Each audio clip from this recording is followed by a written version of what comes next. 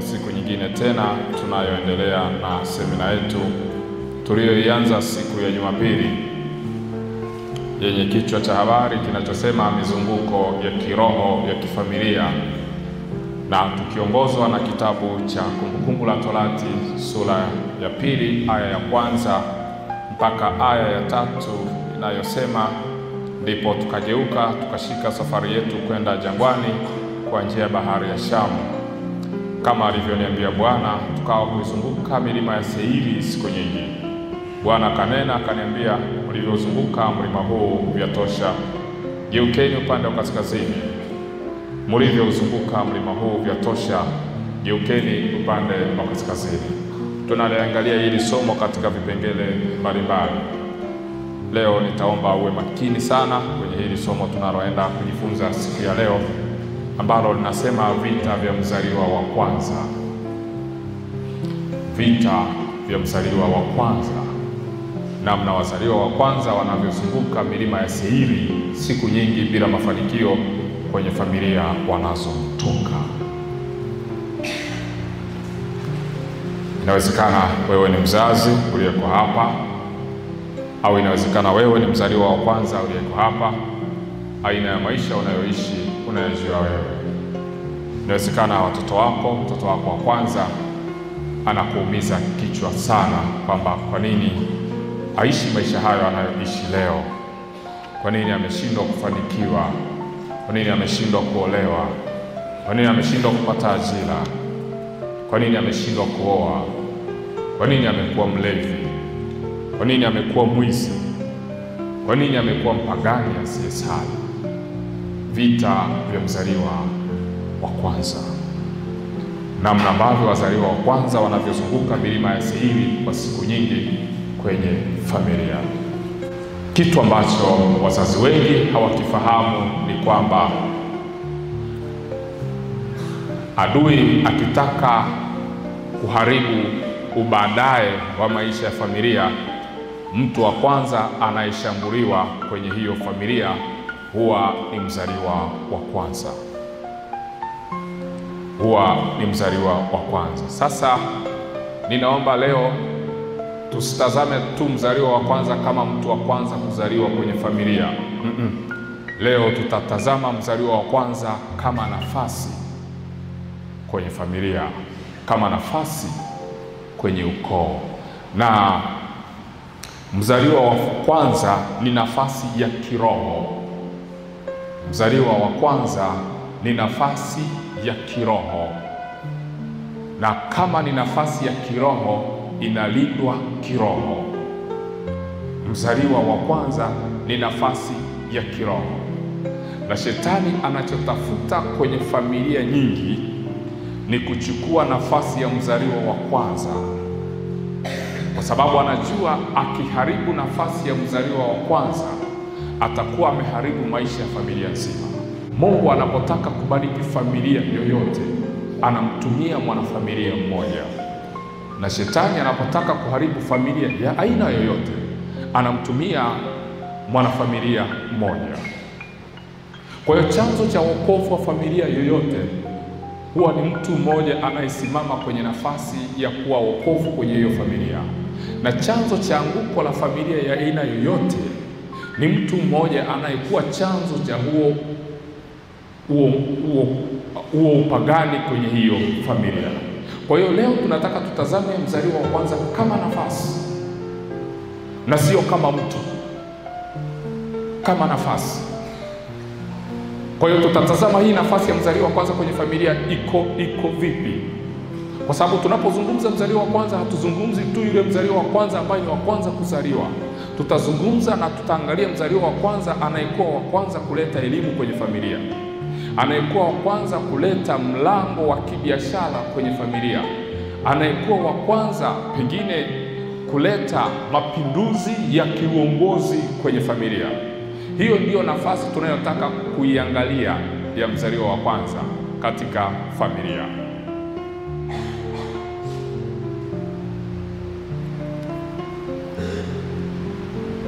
Kwa hivyo tutaitazama hii nafasi ya mzaliwa wa kwanza kama sehemu ambayo Mungu anaitumia kupitisha baraka zake. Kwa lugha ya kawaida ni kwamba mzaliwa wa kwanza ni lango. Tunapozungumzia lango, tunaweza tukasema lango ni sehemu yoyote ambayo kitu au watu huingia na kutoka. Lango ni sehemu yoyote ambayo kitu au vitu au watu huingia na kutoka. Ni kama hili kanisa ni lango, ndio maana tunaingia na kutoka, ni lango. Mtakumbuka mwaka wa huruma ya Mungu, makanisa yote ambayo yana hadhi ya kuwa kanisa kuu kwenye majimbo mbalimbali yalikuwa wazi kwa mwaka mzima wa huruma ya Mungu kama lango, kwamba watu wapite kwenye hilo lango waombe huruma ya Mungu kwenye maisha ya kwao. Utakumbuka kwamba mwaka huu wa jubilei ya mwaka 2025 makanisa yote makuu yamewekwa kama sehemu ya hija kwenye majimbo mbalimbali kama lango. Sasa mzaliwa wa kwanza ni lango la kifamilia. Sasa leo tunataka tutazame hili lango kwa upande wa lango la kiroho. Kazi kubwa ya lango ni kuruhusu vitu kuingia na kutoka. Hiyo ndo kazi kubwa ya lango, ni kuruhusu vitu kuingia na kutoka. Sasa tunaangalia lango la kiroho. Mzaliwa wa kwanza katika ulimwengu wa kiroho ni lango linalotumika kupitisha vitu vya kiroho kutoka kwenye familia aliyozaliwa na kuingia kwenye familia aliyozaliwa. Kutoka kwenye familia aliyozaliwa na kuingia kwenye familia aliyozaliwa. Kwa hiyo tunataka tumtazame mzaliwa wa kwanza sio tu kama mtu. Tunataka tutazame mzaliwa wa kwanza kama nafasi. Kwenye familia yako anaweza akawepo mtoto hata kama ni wa mwisho au wa pili au wa tatu. Anaweza akawa ni mtoto wa kwanza ambaye amepata degree kwenye hiyo familia. Kwa hiyo anaweza akawa ni mtoto wa kwanza ambaye ni lango la kuleta elimu kwenye hiyo familia. Anaweza akawa ni mfanyabiashara mmoja ambaye ameleta neema ya biashara. Anaweza akawa ni mtawa au padre, amekuwa lango la hiyo familia ya kuleta neema ya upadre au utawa kwenye hiyo familia. Anaweza akawa ni lango la kwanza kufunga ndoa kwenye hiyo familia. Tunashuhudia kwamba kuna familia nyingi ambazo hawafungagi ndoa, lakini wameolewa na wameoa, lakini hawafungi ndoa, ila wana watoto, wana wajukuu na wana watu mbalimbali. Kwa hiyo yule anayefunga ndoa ndo lango. Unaweza ukakuta kwenye familia au ukoo mzima wengi ambao wanasali kwa uaminifu, anaweza akawa ni mmoja, ukoo mzima ukakuta hawasali. Kwa hiyo huyo anaweza akawa lango la kuleta wokovu au mzaliwa wa kwanza wa kuleta wokovu kwenye hiyo familia. Sasa mzaliwa wa kwanza ni nafasi gani ambayo shetani huwa anaitafuta kwa upande wa mzaliwa wa kwanza? Wengine huwa unajiuliza kwamba hii familia ilikuwa maskini sana, lakini akatokea mtu aliyetaka kuinua hii familia, ghafla akafa. Kwa nini amekufa? Alikuwa ni mzaliwa wa kwanza kwenye hilo lango aliyekuwa anataka kuleta utajiri. Na shetani kazi yake kubwa ni moja. Anapoona mtu yeyote ameinuka kuleta mapinduzi ya aina yoyote kwenye familia yoyote, shetani huwa hachezi mbali na huyo mtu. Ndio maana chunguza kwenye familia nyingi sana, wale watu wanaoleta neema au baraka kwenye familia ndio watu ambao wanashambuliwa sana hata na magonjwa mbalimbali. Yule mtu ambaye ndo msaada kwenye familia au kwenye ukoo ndiye mtu ambaye huwa anashambuliwa sana kwenye huo ukoo kuliko wale watu ambao ni walalahoi kwenye familia. Kwa nini? Yule mtu huwa ni nafasi kwenye familia, ni nafasi inayoleta uwezekano wa neema kwa mazingira mbalimbali. Kwa hiyo huyo kwenye hiyo nafasi anaonekana kama mzaliwa wa kwanza anayetaka kuleta neema, hata kama ni neema ya usaidizi. Ndio maana unaweza ukatoka kwenye familia ambayo kuna watu wana uwezo, lakini hawako tayari kuwasaidia ndugu zao. Wako tayari kuwasaidia watu wengine, lakini sio ndugu zao. Kwa hiyo huyo hata kama ametajirika, hayuko kwenye ile nafasi ya mzaliwa wa kwanza. Lakini anaweza akawepo mtu ambaye kile kidogo alichonacho anashirikiana au anakitumia kuwainua wengine. Kwenye huo ukoo, huyo anaweza akawa mzaliwa wa kwanza kwa sababu ana nafasi anayotaka kuitumia kuwainua wengine. Mnafikiri kwa nini familia ambazo mtu yeyote anapotaka kufanikiwa analetewa visa, pengine hata anarogwa na ndugu zake? Harogwi yeye, inarogwa ile nafasi aliyonayo. Hashushu yeye, inashushwa ile nafasi ambayo shetani anakuwa ameishaiona kwenye ulimwengu wa kiroho kwamba kuna kitu kinataka kuinuka kwenye hii familia, na ili kisiinuke anainua vipingamizi. Ndio maana sasa utakuta kwenye familia nyingi, mtoto wa kwanza asipofanikiwa, huwa sio rahisi na watoto wengine kufanikiwa kwenye hiyo familia. Kwa nini? Ameshatoa ile nafasi, na akiondoa kama ni nafasi ya ukuu, maana yake hiyo familia haitakuwa tena na nafasi ya ukuu ndani yake. Kwa hiyo ndio maana tunasema mzaliwa wa kwanza sio tu ni mtu, mzaliwa wa kwanza ni nafasi. Kwa hiyo ndio maana shetani akitaka kuharibu maisha ya familia ya aina yoyote, anachoharibu kwanza ni maisha ya yule mtangulizi, mzaliwa wa kwanza. Ninyi mtakuwa mashuhuda, wengine mna umri mkubwa sana hapa. Angalia mtoto wa kwanza namna ambavyo anafanyiwa matambiko kuliko watoto wengine wote. Angalia hata kitofu cha mtoto wa kwanza kinavyopiganiwa, au nywele za mtoto wa kwanza zinavyopiganiwa kuliko watoto wengine wote. Kwa nini? Ni nafasi inatafutwa kiroho.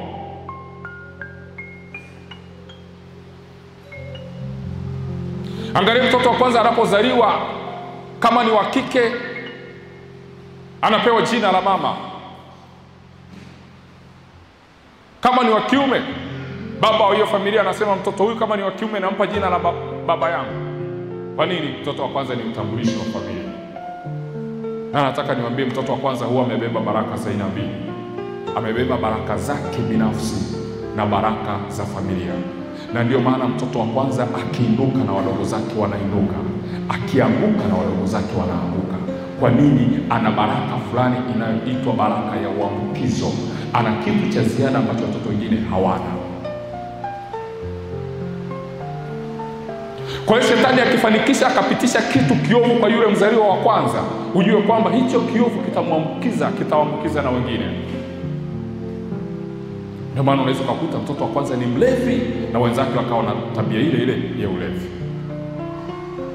Mtoto wa kwanza amekosa ajira na wengine wanaofuata wakawa na tatizo la kupata ajira. Angalia kama ni mtoto wa kike akizalia nyumbani au akiolewa bila ndoa, uwezekano wa wadogo zake wa kike na wao kuolewa bila ndoa ni mkubwa. Angalia mtoto wa kwanza asiposoma vizuri, pengine ameishia form 4, kuna uwezekano mkubwa na wengine wakawa wanakataa shule hata bila sababu.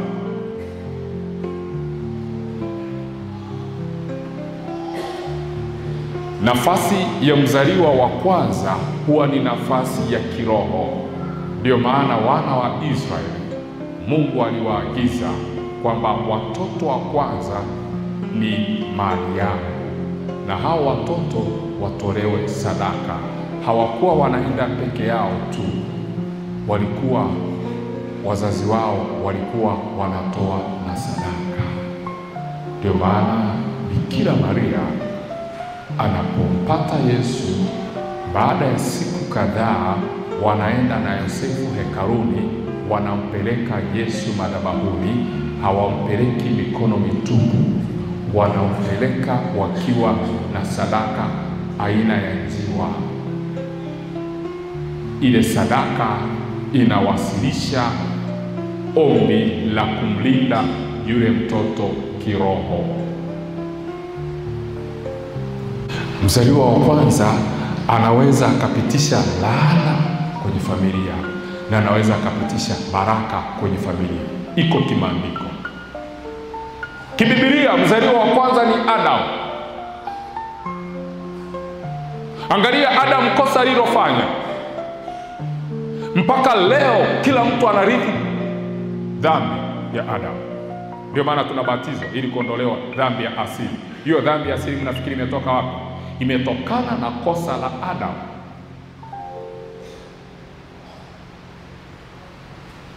Kuna familia inaweza kuishi chini ya laana ambayo hiyo laana imesababishwa na mzaliwa wa kwanza. Nilienda sehemu fulani, nikakutana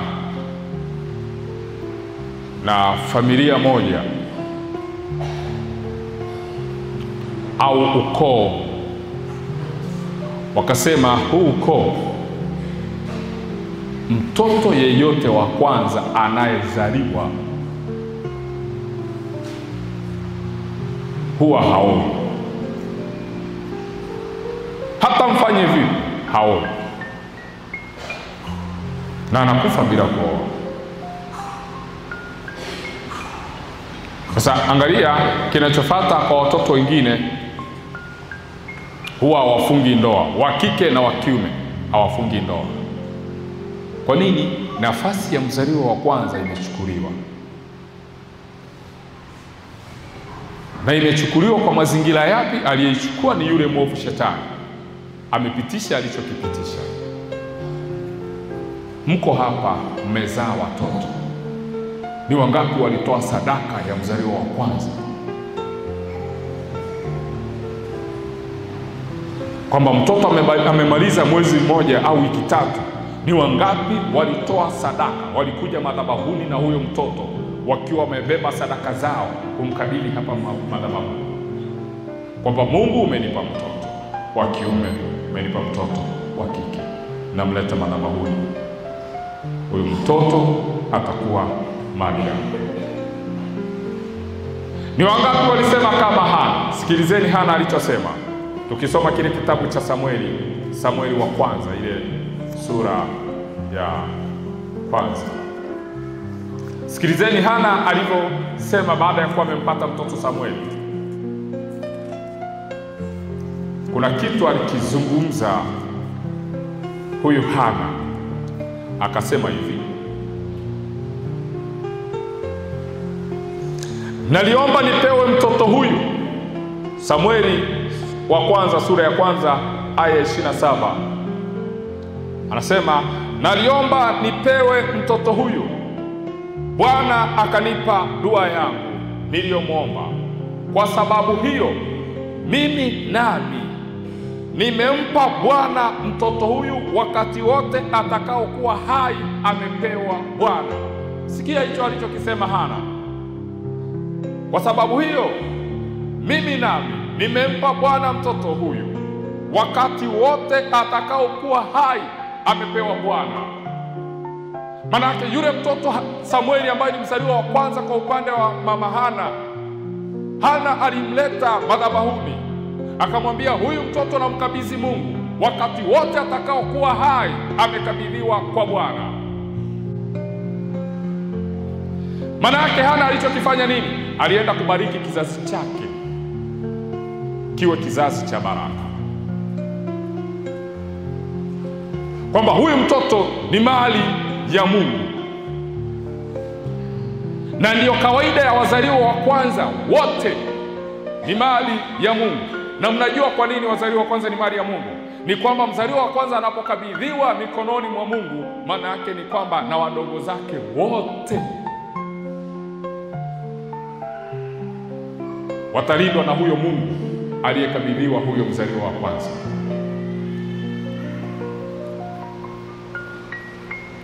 Maana yake ni nini? Ile nafasi ya lile tumbo, ya kile kiuno imekabidhiwa kwa Mungu.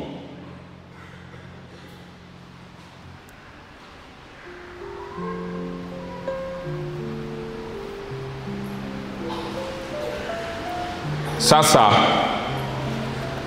tuangalie na tuendelee kuangalia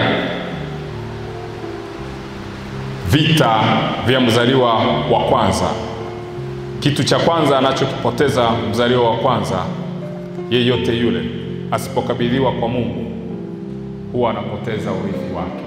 Urithi. Wazaliwa wengi wa kwanza wamepoteza urithi wao waliopewa na Mungu. Urithi. Adam alipopoteza urithi wake, alifukuzwa kutoka kwenye bustani ya Edeni.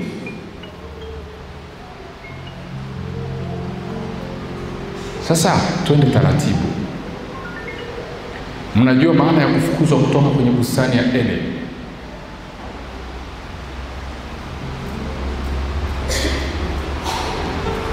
Maana yake ni kwamba unatolewa kwenye mlango wa baraka. Adam alipokuwa kwenye bustani ya Edeni alikuwa salama zaidi kuliko alipokuwa nje ya bustani ya Edeni.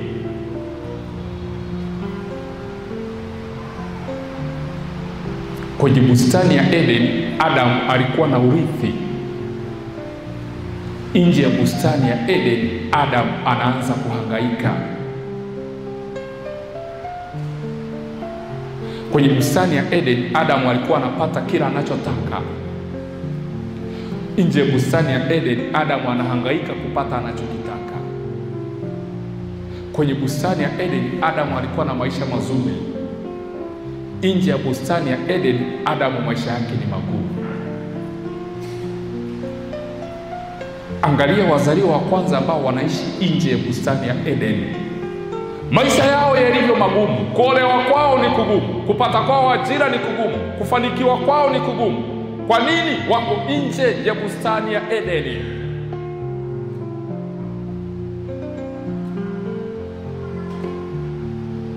Kwa hiyo uwe una uhakika kama uzao wako uko nje ya bustani ya Edeni, maisha ya huo uzao utakuwa ni uzao wa kuhangaika. Utakuwa ni uzao wa kupapasa, unatokaje kimaisha. Kwa nini?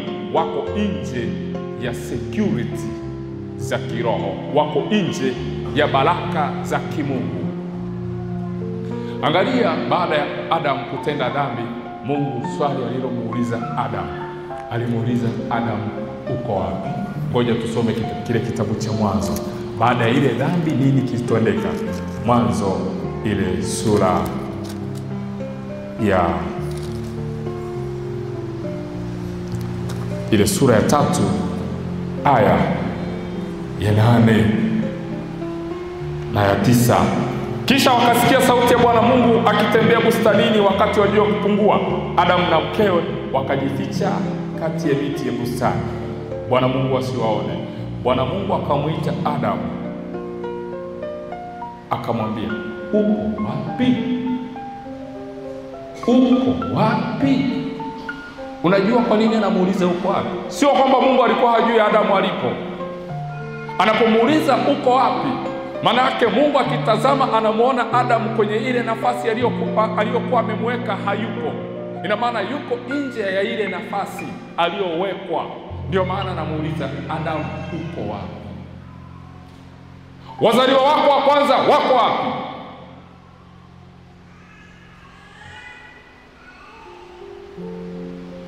Mafanikio yao yako wapi? Ndoa zao ziko wapi? Elimu zao ziko wapi? Biashara zao ziko wapi? Mungu anakuuliza leo, wazaliwa wako wa kwanza, wazaliwa wa ukoo wenu wako wapi? Mafanikio yao yako wapi? Elimu zao ziko wapi? Afya zao ziko wapi?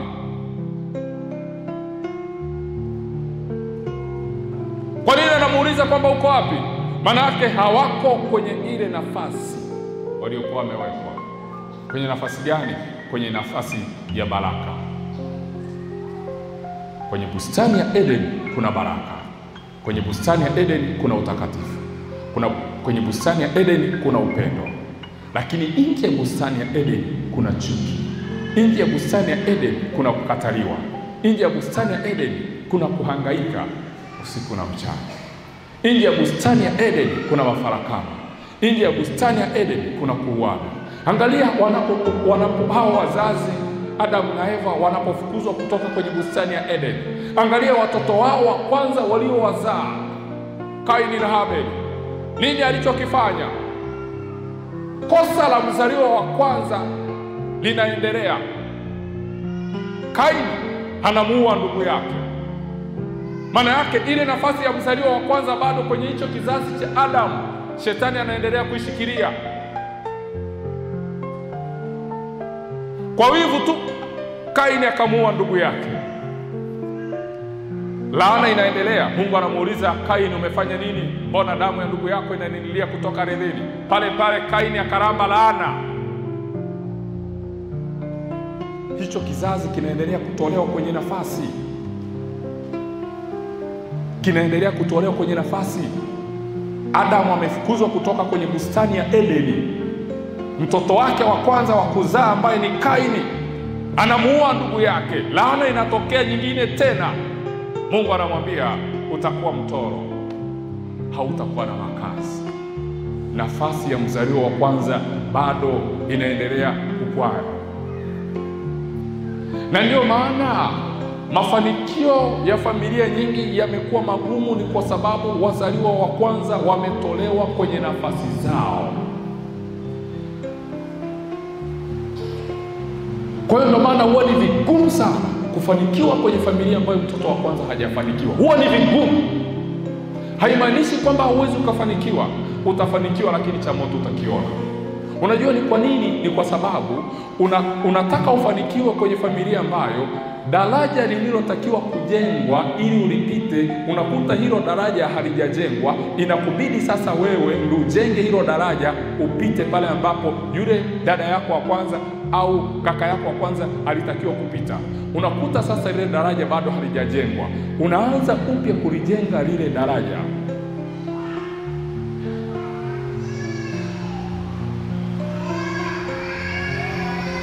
Kwa ndio maana mzunguko wa shida au changamoto za familia nyingi ukichunguza utaona mzunguko upo kwa wazaliwa wa kwanza. Angalia kwenye ukoo wenu watoto wa kwanza.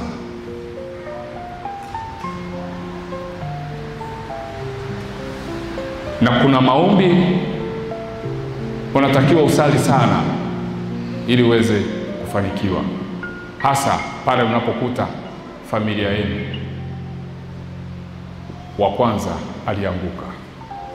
Ukiona ndugu yako wa kwanza hakufanikiwa,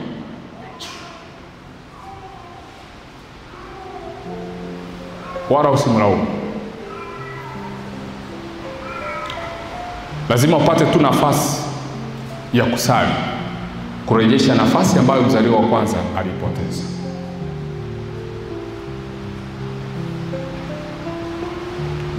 Unaweza ukapambana sana kwa kila kitu, lakini historia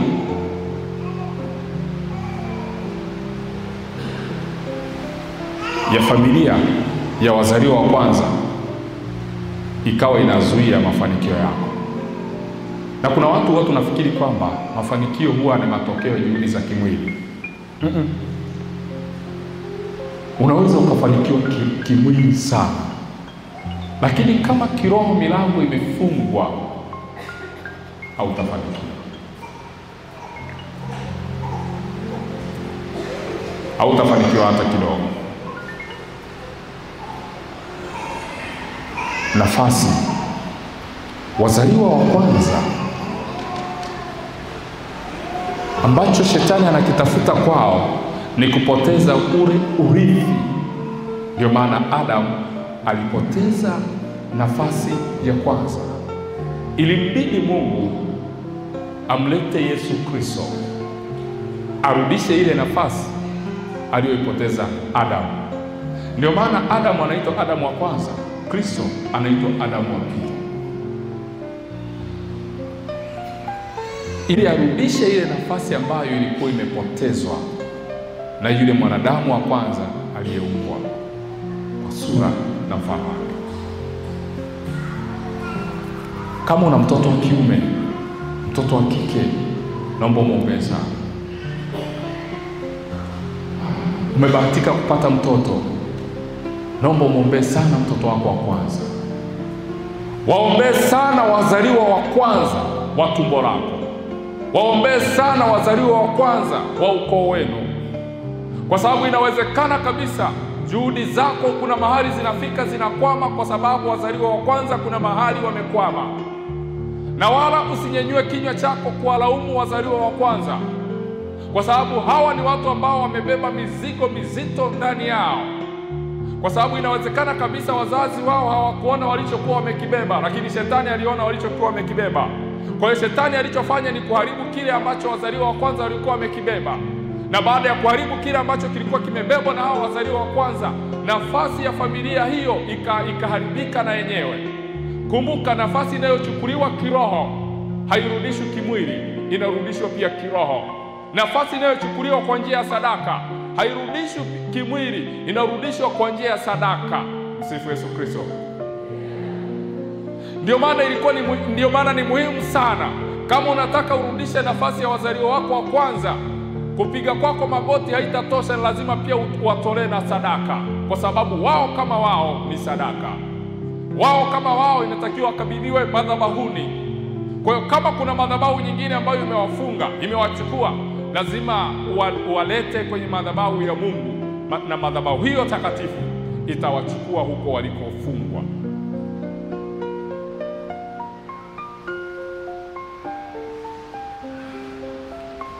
Mwombee dada yako wa kwanza, mwombee kaka yako wa kwanza, mwombee mtoto wako wa kwanza. Waombee sana. Huwa wana vita ya ziada ambayo huwa sio rahisi hiyo vita kuonekana kwa macho,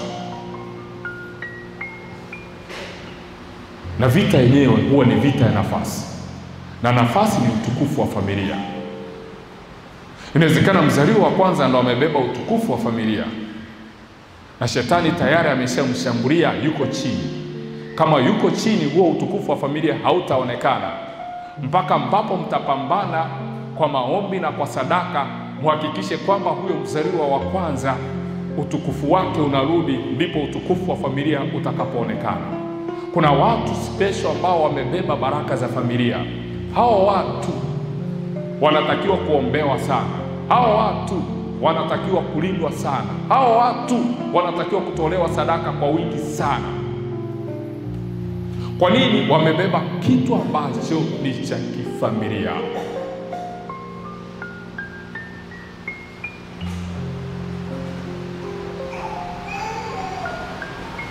Wamebeba kitu ambacho ni cha kifamilia.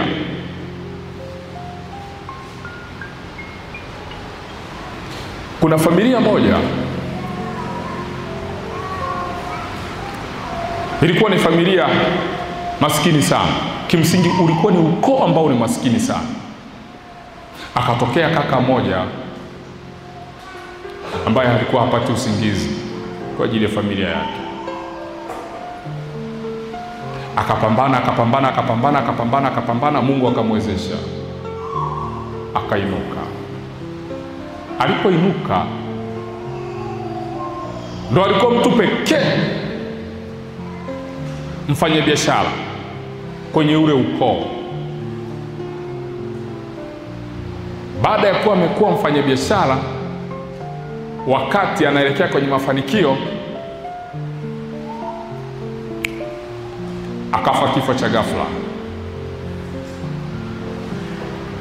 Kumbe kile kifo cha ghafla, kuna mwanafamilia mmoja au mwanaukoo mmoja ambaye alikisababisha kwa njia za shirikina. Ile nafasi ya mzaliwa wa kwanza kwa upande wa biashara ikawa imepotea.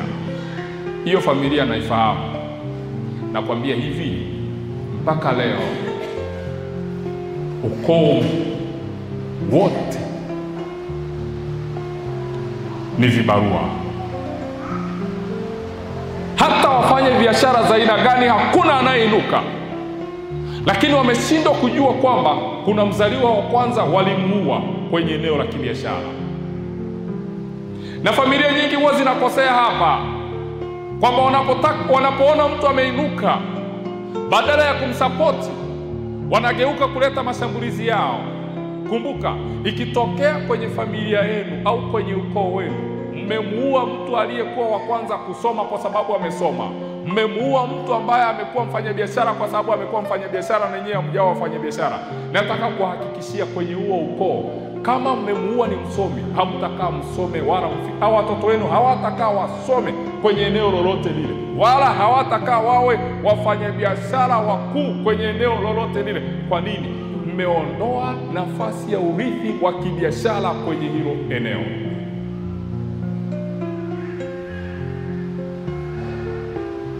Unaweza ukasema mimi sihusiki, walivyofanya hivyo mimi sikuwepo. Sio hukuwepo, una vinasaba vya huo ukoo. Kwa hiyo na wewe unajumuishwa.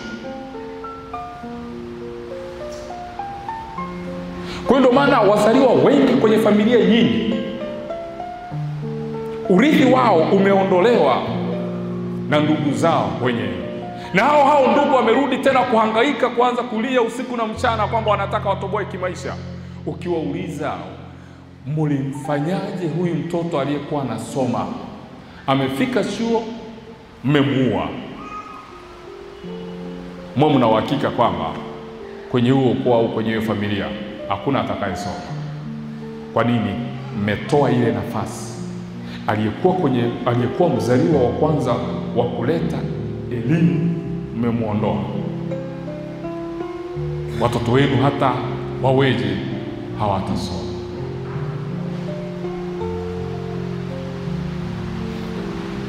Wazaliwa wa kwanza kwenye familia wanatakiwa kulindwa sana, sio kimwili tu, kulindwa kiroho.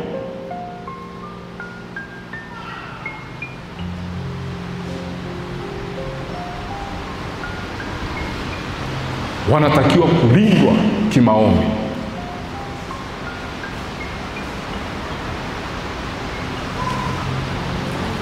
Kwa nini? Hao ni watu wa ziada.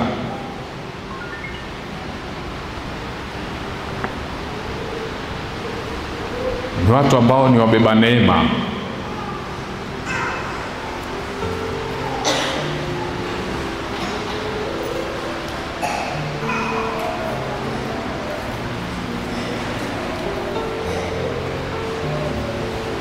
Nilienda mkoa fulani, dada moja aliolewa. Alipoolewa akafika akapata ujauzito.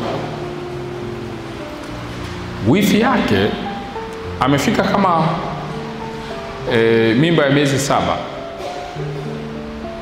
Wifi yake akatoka huko alikotoka, akamwambia, leo mbona hujapika, haujafanya nini, haujafanya? Na ile ilikuwa ni mimba ya kwanza, na huyo wifi yake alikuwa hajaolewa.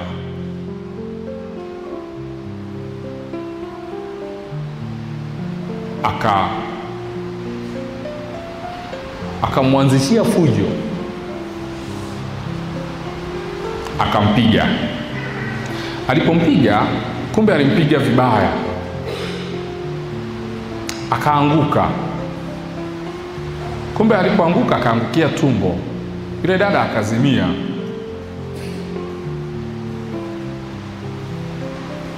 Ikabidi akimbizwe hospitalini. Alipofika hospitalini akafanyiwa operation, akuta yule mtoto amekufa. Yule dada alipopona, akiwa kwenye yale maumivu tu, akiwa kwenye hospitalini, baada ya kuona ile hali, akasema hivi, memuua mtoto wangu. Kila mimba mtakayokuwa mnapata kwenye ukoo, hasa nyinyi ambao mjaolewa, kila mimba mtakayokuwa mnapata, mkikaribia kujifungua, mtakuwa mnaafiwa watoto kama ni mtoto wangu alivyokufa.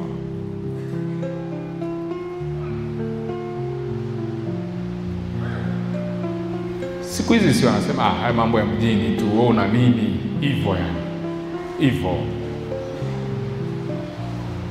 Mwaka jana ndio huyu mama aliyempiga wifi yake ananiambia alichokifanya, na akawa hajui kinachozunguka kwenye familia yao. Nikamwambia kosa lilianzia hapa,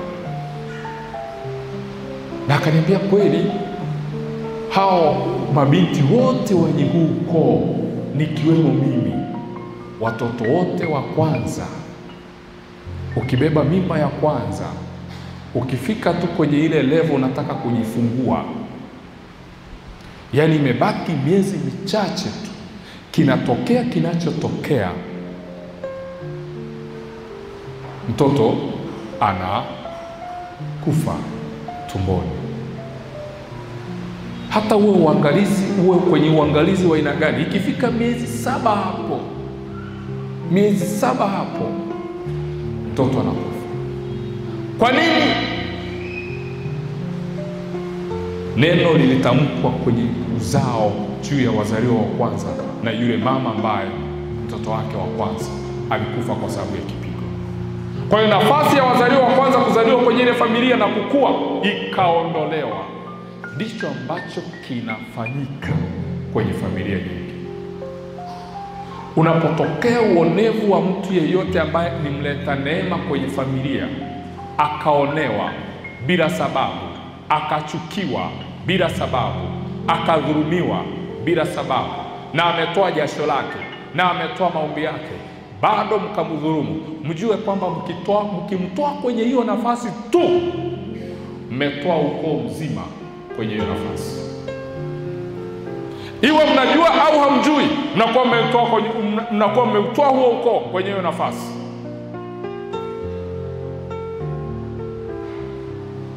Wazaliwa wa kwanza, wengi mmekumbuka kuwachanja watoto wenu kwenye tumbo, kwenye vidole na kuwafungia mailizi kiunoni, lakini mkasahau kuwatolea sadaka. Na leo wamefungwa huko walikofungwa, na leo nafasi zao zimefungwa, ukoo mzima mnahangaika, mnateseka.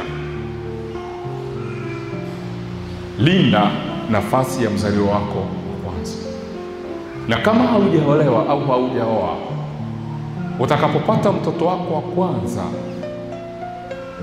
mtolee sadaka. Lakini sio tu kumtolea sadaka, mwambie mwanangu, nailinda nafasi yako. Mwanangu, nafasi yako haitapotea. Mwanangu, nafasi yako nitailinda kwa namna yoyote.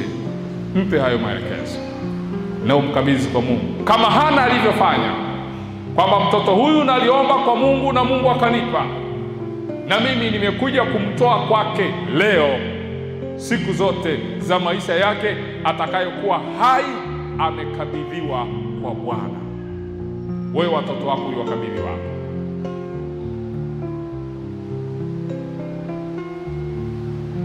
Kwa usije ukawa unasema watoto wangu wananisumbua, uliwakabidhi wapi?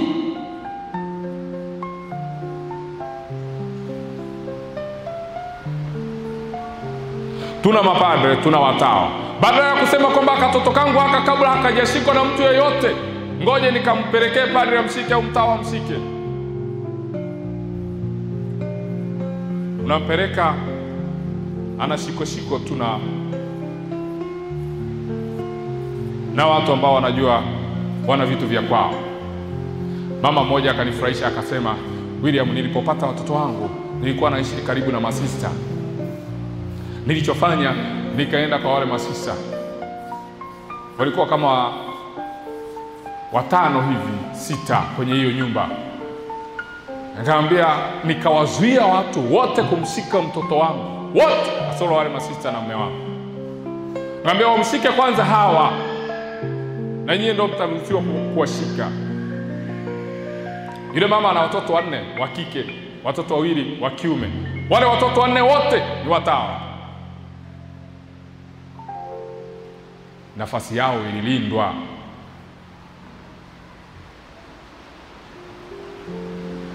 Wewe unamleta bibi toka huko kijijini, anakuja ana wembe tayari.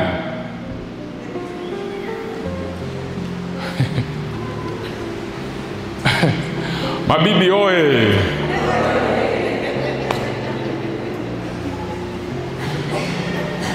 Yaani anakuwa ameseti mambo yake tu kichwani, fika anaanza kukagua alama, hana alama yoyote. Fika kanamtemea na mate. Unajiuliza ya mate ni ya baraka au ya laana?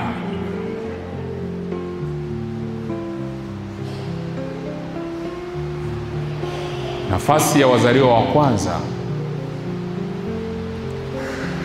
ilindwe. Ni nafasi ya kiroho, ilindwe kiroho. Shida ya watu wengi ni kwamba wao huwa wanapigana kimwili kwenye changamoto zinazowakabili badala ya kupigana kiroho. Na ndio maana shetani anawashinda wengi sana. Kwa nini? Vita vyetu sisi huwa tunapigana sana kimwili na huwa tupigani kiroho.